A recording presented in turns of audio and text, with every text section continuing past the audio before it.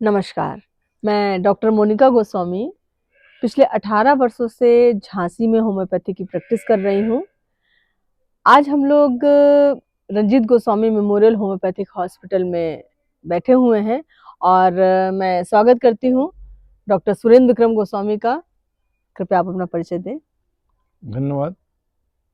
मैं डॉक्टर सुरेंद्र विक्रम गोस्वामी पिछले 18 वर्षों से रंजीत गोस्वामी होम्योपैथिक हॉस्पिटल में सेवा दे रहा हूं और हम दोनों ही मिलकर एक प्रैक्टिस कर रहे हैं। जी डॉक्टर साहब, कैसी हैं? मैं ठीक हूँ, आप कैसे हैं? हाँ, मैं भी बढ़िया हूँ। हाँ, तो आज किन विषयों को लेकर मंच को साझा कर रही हैं? आज हम लोग होम्योपैथी के बारे में बात करते हैं कि होम्योपैथी है क्या? इसको प्लेसिबो कहा जाता है, क्या वाकई प्लेसिबो है? डॉक्टर साहब, चूंकि प्लेसिबो इफेक्ट बोलते हैं ये लोग कि होम्योपैथी कुछ नहीं है, ये एक विश्वास की पैथी है, ऐसा शुरू से लोग मिथ करते चले आए हैं। लेकिन जब होम्योपैथी ने धीरे धीरे अपना काम करना चालू किया और आज भी लोगों का ये विश्वास है कि जब कहीं कुछ नहीं दिखता, हर जगह निराशा हो जाती है, तो इसी प्लेसेबो को लेने आते हैं। और यही प्लेसेबो जब रोगियों को ठीक करने लगी 1750 के बाद, धीरे धीरे समाज में इसका और विश्वास बढ़ गया। लेकिन आज भी होम्योपैथी इस बात पर जानी जाती है कि इसके कोई साइड इफेक्ट नहीं है और ये पूरी तरीके से जड़ से ठीक करने वाली विधा है। तो इसका मतलब होम्योपैथी प्लेसिबो नहीं है। बिल्कुल नहीं। होम्योपैथी एक डायनामिक मेडिसिन है जो एनर्जी बेस्ड है और होम्योपैथी को अगर आप महसूस करें तो होम्योपैथी क्या आपके स्वभाव को भी बदल सकती है? जब स्वभाव क्या, स्वभाव है क्या? मन की स्थिति, और मन हमारा डायनेमिक लेवल पे है। तो डायनेमिक चीज को सिर्फ डायनेमिक चीज से ही ठीक किया जा सकता है। बिल्कुल तो सही बात है। ये निश्चित ही मन को ठीक करती है, और जब मन ठीक होगा तो शरीर भी ठीक होगा। यही तो लॉ है होम्योपैथी का हम्म। कि we treat a patient not a single disease. हम व्यक्ति को ठीक कर रहे हैं, व्यक्ति मतलब उस व्यक्ति के मन को ठीक कर रहे हैं। तो इसका मतलब होम्योपैथी में किसी बीमारी की दवाई नहीं होती है? बीमारी की दवा नहीं होती, लेकिन हाँ, व्यक्ति जो कि बीमारी के लक्षण दे रहा है, उन लक्षणों को हम लोग अनकॉमन, पेक्यूलियर, रेयर सिलेक्ट करते हैं। कॉमन लक्षण नहीं। कॉमन लक्षण जैसे कि उदाहरण के रूप में एक डायबिटीज का पेशेंट है और डायबिटीज का पेशेंट कह रहा है मुझे पॉलीयूरिया है, पॉलीडिप्सिया है एंड पॉलीफेजिया है। जैसा कि अदर्स पैथी में लोग डायग्नोसिस बनाते वक्त पॉलीयूरिया, पॉलीडिप्सिया, पॉलीफेजिया को एक सिम्टम मानकर आगे बढ़ते हैं और ये सोचते हैं कि हाँ, ये डायबिटिक पेशेंट हो सकता है, और दुनिया भर की अपनी दवाइयाँ जो भी उनकी पैथी में हैं वो देना चालू कर देते हैं।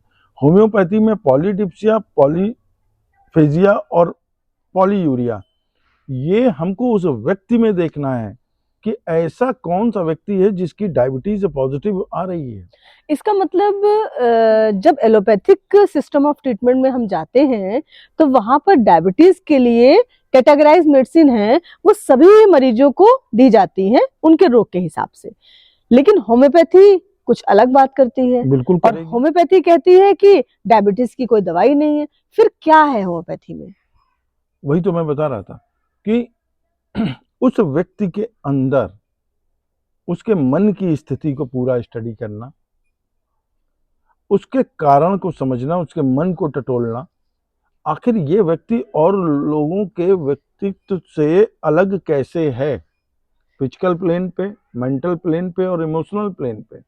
इसका और मतलब फिर कहना चाहिए कि डायबिटीज का इलाज है लेकिन व्यक्ति के हिसाब से दवाई बदल जाती है। डायबिटीज को लेकर के होम्योपैथी में कोई दवाई नहीं है, व्यक्ति विशेष के आधार पर हमको दवाई का चुनाव करना पड़ता सिर्फ है। डायबिटीज की ही बात नहीं करेंगे, दुनिया में कोई भी रोग जो कि हमारे प्रैक्टिस ऑफ मेडिसिन में इंकित है या जो शोध हो रहे हैं इन फ्यूचर में, उनकी कोई भी दवा होम्योपैथी में नहीं है, उस व्यक्ति के आधार पर हम उस दवा का चुनाव करेंगे।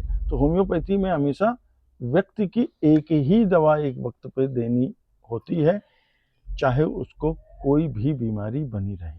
हाँ, मतलब कि अभी हमने डायबिटीज की बात की, अगर डायबिटीज है और उसको अस्थमा भी है साथ में, या उसको कोई स्किन डिजीज भी है साथ में, या उसको सर में दर्द भी है, तो होम्योपैथी में हम सर दर्द के लिए अलग, डायबिटीज के लिए अलग, या अस्थमा के लिए अलग, स्किन डिजीज के लिए अलग अलग दवाइयों को नहीं देते हैं।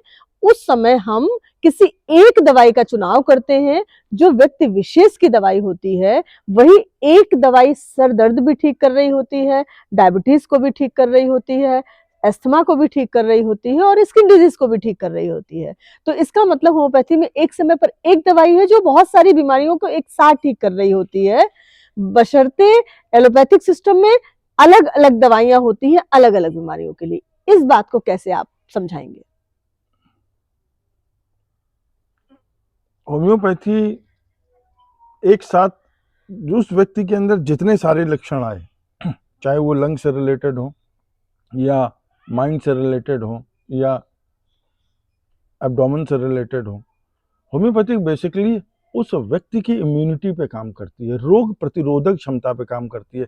जैसे जैसे उस व्यक्ति का रोग प्रतिरोधक क्षमता बढ़ती चली जाती है, क्रमबद्ध वो बीमारियां ठीक होती चली जाती हैं, वो व्यक्ति को ठीक करती है। मतलब कि कह सकते हैं कि बहुत सारी बीमारियां होने पर भी होम्योपैथी में एक ही दवाई दी जाती है, जो सारी बीमारियों को उस समय धीरे धीरे क्रमशः ठीक कर रही होती है। उसके साथ आपने एक बात करी इम्यूनिटी की। कोविड के समय में बड़ा चर्चा हुआ था इम्यूनिटी का, तो क्या होम्योपैथी की दवाई इम्यूनिटी को भी बढ़ाती है? बिल्कुल, जब बेसिक होम्योपैथी जो मेडिसिन है वो हमारे वाइटल फोर्स पे ही काम करती है। वाइटल फोर्स जो है हमारा, वो शरीर की रोग प्रतिरोधक क्षमता है। अगर वो स्ट्रांग रहेगा तो हमको बीमारी नहीं होगी। बेसिक हम डॉक्टर साहब आपको एक बात बता दें कि अदर्स पैथी मानती है कि बैक्टीरिया अंदर प्रवेश किया, सपोज एक उदाहरण के रूप में कि ट्यूबरकुलोसिस हो गई माइकोबैक्टीरियम ट्यूबरकुलाई की वजह से। लेकिन यहाँ पर होम्योपैथिक का व्यू ये है कि मेरे शरीर ने माइकोबैक्टीरियम ट्यूबरकुलाई को इनवाइट किया। हमारे शरीर में इतनी क्षमता नहीं थी कि मैं उससे लड़ पाता, तो माइकोबैक्टीरियम ट्यूबरकुलाई हमारे शरीर में पहले आया, उसके बाद ट्यूबरकुलोसिस हुई। कहने का तात्पर्य ये है मेरा कि माइकोबैक्टीरियम ट्यूबरकुलाई होने के बाद टीबी हुई, अदर्स विधा मानती है, लेकिन हम कह रहे हैं कि मैं पहले बीमार हो गया इसलिए माइक्रोबैक्टीरियम ट्यूबरकुलाई आया। तो मतलब कि कहने का मतलब है होम्योपैथी बीमारी होने के पहले ही वर्क करती है कि आपको बीमारी हुई, कारण क्या रहा उस बीमारी का, हम उसके पहले, ना कि बैक्टीरिया कारण रहा। कारण आपके इंटरनल है जो वीक हो गया है, जिसमें एक्टिवेट कर गया। माइकोबैक्टीरियम ट्यूबरकुलाई आया, कल कोविड आएगा। हाँ, तो कोविड में सारे लोग बीमार नहीं हुए, सारे लोग बीमार नहीं क्योंकि हुए, इम्यूनिटी स्ट्रांग थी। जिनकी इम्यूनिटी स्ट्रांग हुई वो लड़ पाए, और जिनकी इम्यूनिटी वीक रही वो इस दुनिया से चले गए। इम्यूनिटी भी वीक रही और बहुत सारे लोग सही समय पे डॉक्टर तक नहीं पहुंच पाए। एक ये भी कारण रहा, बहुत लोग डर की वजह से उन लोगों ने नहीं लोगों को बताया, एक कारण ये भी रहा। हाँ, बहुत वहां सारे पर तो फैक्टर खैर रहे। मल्टीपल फैक्टर रहे। तो इस इम्यूनिटी के आगे हम लोग बात करते हैं बच्चों के बारे में। जी डॉक्टर। बच्चे आजकल बहुत देख रहे हैं कि मौसम बदलता है, और भारत का मौसम तो हमेशा बदलता रहता है। मौसम बदलता है और बच्चे बीमार हो जाते हैं, तो ऐसी स्थिति में होम्योपैथी क्या कर सकती है? ऐसी स्थिति में वही है कि होम्योपैथी तो वाइटल फोर्स पे काम करती है। अगर बच्चों को हम शुरू से पैलिएटिव ट्रीटमेंट ना दें, क्यूरेटिव ट्रीटमेंट दें, तो उनकी हर बार जो रोग प्रतिरोधक क्षमता है वो बढ़ती चली जाएगी। भाई जंगल में है, जैसे कि मैं यहाँ पर आपके गार्डन में देख रहा हूँ कि आपके यहाँ एक गौ माता भी है। हाँ, गौ माता भी है हाँ, हमारे यहाँ। और गाय का बछड़ा भी है। तो जंगल में शेर है तो उसको भी तो जब मौसम बदलने पे उसको इफेक्ट आएगा, उसके बच्चे को भी इफेक्ट आएगा, लेकिन वो क्यों ठीक है, उसको तो कोई दवा की जरूरत नहीं पड़ रही है। तो इस तरीके से क्योंकि उनकी इम्यूनिटी बहुत स्ट्रांग है, अगर हम होम्योपैथिक शुरू से उन बच्चों को देंगे तो ये निश्चित रूप से है कि वो बच्चे मौसम चेंज होने पे तो बीमार नहीं होंगे और भविष्य में कोई क्रॉनिक डिजीज के शिकार नहीं होंगे। हाँ, आज मैं आपको एक, आपने जब गाय की बात छेड़ी तो मैं अपना एक एक्सपीरियंस आपसे शेयर करती हूँ। आज से 6 महीने पहले मेरी गाय, इसका नाम वृंदा है, इसको लूज मोशन, फीवर और कोराइजा था, जुकाम हुआ और उल्टी दस्त भी साथ में हो रहा था। चूंकि प्रेगनेंसी का टाइम था तो प्रेगनेंसी के केस में हम एंटीबायोटिक इसको नहीं दे सकते। डॉक्टर ने भी दिखाया, डॉक्टर को बुलाया तो उन्होंने बोला कि बहुत सारी दवाइयां नहीं देनी है इसको। फिर मैंने एक दवाई का चुनाव किया, पल्सेटिला। और पल्सेटिला सीधी है और उस समय उसको वॉमिटिंग बहुत ज्यादा थी। प्रेगनेंसी के समय वॉमिटिंग और लूज मोशन बहुत ज्यादा हो रहे थे, बहुत अपच जैसा था। डॉक्टर ने बताया गैस बन रहा है, वो अपने खाने को ठीक से पचा नहीं पा रही है और उसको भूख भी नहीं लग रही थी। तो पल्सेटिला की एक सिंगल डोज उसको दी गई। और देते कैसे हैं, किसी, आप इसको रोटी में भी दे सकते हैं, पर मैंने क्या किया, चूंकि कुछ खा ही नहीं रही थी तो सिर्फ उसकी नाक पे टपका दिया। उसका जो हिस्सा ब्लैक वाला होता है वहां पर हमने उसकी एक डोज, हाँ, नथुने के पास एक डोज उसको दे दी। और डोज देने के बाद लूज मोशन अच्छे से हुआ, गैस पास हुई और शाम तक 2 घंटे या 3 घंटे शाम तक होते होते वो बिल्कुल नॉर्मल हो गई। तो उसको किसी भी तरीके की कोई और दवाई देने की जरूरत नहीं पड़ी। जो 2 दिन से वो बहुत परेशान थी, कुछ खा नहीं रही थी, बहुत तरीके से हम लोग यत्न कर रहे थे, कुछ खाए, हरा चारा लेकर आए, भूसा दिया, उसने नहीं खाया। फिर हम लोगों ने पल्सेटिला दी, एक डोज दी, शाम तक उसने खाना पीना सब नॉर्मल, और पूरी प्रेगनेंसी नॉर्मल हो गई उसकी। तो क्या अगर कोई भी ऐसा पशु है हमारा, या कोई भी प्रेग्नेंट गाय है या पशु है, तो अगर उसको उस समय कोई दिक्कत आएगी तो हम क्या पल्सेटिला ही देंगे? नहीं, यहाँ पर हम पल्सेटिला तो नहीं देंगे, रोगी की परिस्थितियों के हिसाब से। तो उसके, अब जैसे रोगी हमारा, तो रोगी बात करता है, ह्यूमन बीइंग बात करता है, पशु तो बात नहीं कर पाता, या छोटे बच्चे तो बात नहीं कर पाते हैं। तो ऐसा आपने क्या देखा कि इसको हम पल्सेटिला देते हैं? हाँ, चिकित्सक को बहुत ऑब्जर्व करना पड़ता है होम्योपैथी में। जैसे वो प्यार मांगती है, जैसे उसके पास जाओ वो ऐसे करेगी और कहेगी मुझे सहलाओ, मुझे प्यार करो। तो एक अफेक्शन इसको बहुत है, एक फॉरसेकन फीलिंग है कि मुझे कोई प्यार करे। अगर आप इधर से निकलेंगे तो तुरंत आवाज देती है कि आओ मुझसे बात करो, कॉन्सोलेशन चाहिए, उसको प्यार चाहिए। और तो ऐसे ही हम रोगियों में भी देखते हैं। अच्छा, मैं जब भी आया मैंने देखा आपकी गाय अंदर न बैठ के बाहर बैठती है, खुली हवा में बैठती है। इसको खुला वातावरण चाहिए, पूरी इतनी ठंड में भी उसको बाहर ही चाहिए। तो ओपन एयर डिजायर एमुलेशन था। और पल्सेटिला में फॉरसेकन फीलिंग तो है ही है, प्यार चाहिए, कॉन्सोलेशन चाहिए उसको, उसके साथ तो खुली हवा चाहिए। और पेट की समस्या पल्सेटिला में बड़ी कॉमन मानी जाती है कि पल्सेटिला के पेशेंट्स को पेट में समस्या जरूर एकम्पनीड होती है, कि जब भी उसको कंप्लेन होती है। अच्छा, पेट से संबंधित डॉक्टर साहब हमने नक्स भूमिका के बारे में भी सुना है, बहुत सारी दवाइयां हैं। हाँ, तो उस वक्त आपने नक्स क्यों नहीं दी? नक्स थोड़ा प्राउडी, इगोस्टिक और गुस्सैल भी होगा। गुस्सैल नहीं है वो, सीधी प्यार मांगती है, प्यार मांगती है। तो फिर पल्सेटिला का इफेक्ट आपने देखा? बिल्कुल देखा। तो जैसे बच्चों के केस में हम बात करते हैं, बच्चों के केस में बच्चे बोल नहीं पाते। जब बोल नहीं पाते तो फिर हम लोगों को ऑब्जर्व करना पड़ता है। इसलिए बच्चों के केस में होम्योपैथी, मेरे पास एक बच्चा आया, उसको जब वो पैदा हुआ उसको उल्टी और दस्त की समस्या थी। 8-9 महीने तक उसको सीवियर वॉमिटिंग तो कम हो गई, लेकिन लूज मोशंस बहुत होते, दिन में 8-8, 10-10 लूज मोशंस होते थे और काफी ज्यादा मात्रा में। तो उसके बाद जब हमने दवाई शुरू की, उसको मेडिसिन दिया गया, और उस मेडिसिन के बाद उसको 2 महीने लगे पूरी तरीके से ठीक होने में। और आज बच्चा वो 3 साल का हो गया है, सब कुछ खाता है, पीता है, कोई इंडाइजेशन की प्रॉब्लम नहीं है, लूज मोशन की प्रॉब्लम नहीं है, कब्ज की प्रॉब्लम नहीं है, सब कुछ खाता है, भूख बहुत अच्छी है। तो कितना जेंटल तरीके से वो बच्चा क्योर हुआ, उसके साथ जो 9 महीने का बच्चा 2 महीने मेडिसिन के बाद आज वो 3 साल का हो गया, उसको कोई बीमारी ही नहीं आई। सारे मौसम बदल गए, सर्दी जुकाम बुखार भी जल्दी जल्दी उसको नहीं होता है। तो ऐसे में आप अगर कोई बच्चे का केस हो, अगर आप कुछ डिस्कस करना चाहें, आपकी याद में हो कोई केस?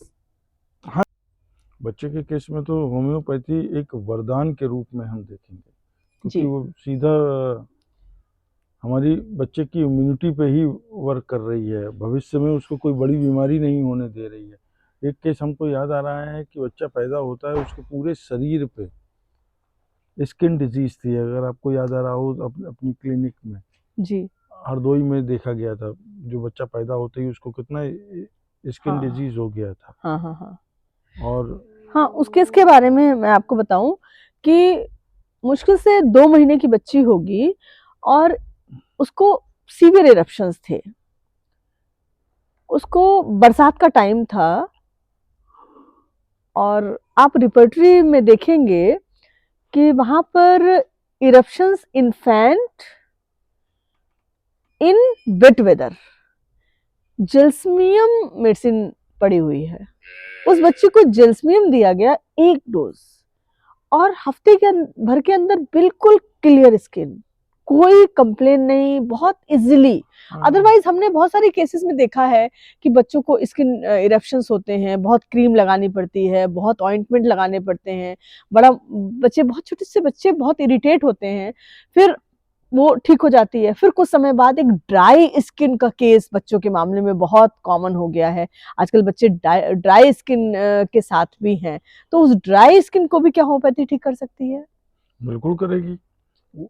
स्किन पर काम नहीं कर रही है, एक्चुअल होम्योपैथी उसके वाइटल फोर्स को ठीक कर रही है, वाइटलिटी को ठीक कर रही है। अब उसके अंदर ड्राइनेस ऑफ स्किन आए या कोई भी नई बीमारी आए, वो उसको ठीक करेगी। कहने का मतलब है जो ड्राइनेस हुआ है स्किन में, अब हमें उस बातों को समझना होगा कि जो लोग हैं होम्योपैथी को ठीक से समझ पाए।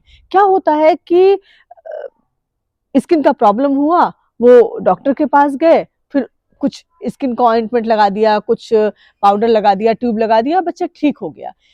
ये स्किन डिजीज सप्रेस हो गई। तो क्या ये सप्रेसिव स्किन डिजीज घातक है उस बच्चे के लिए?